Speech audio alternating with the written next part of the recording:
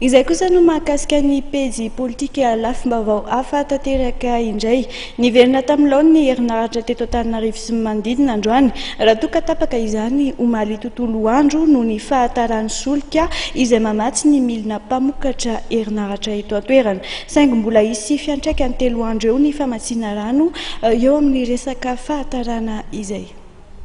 Saika Antananarivo renivohitra no nimenimena tamin'ny fahatapahan'ny herin'aratra omaly.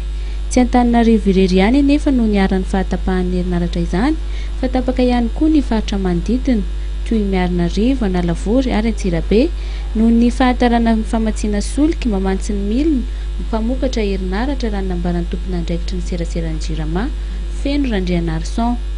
Niverina amin'ny laoniny kosa ny herin'aratra androany saingy hisy fiantraikany amin'ny famatsiana rano eto an-drenivohitra sy ny manodidina izany ao anatin'ny 3 andro.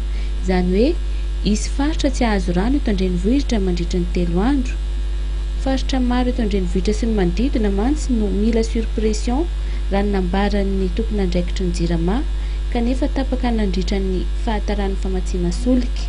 Nanambara ihany koa ny teo anivon'ny Jirama fa ampitombo ireo mpiandry raha amin'ny faran'ny taona izao.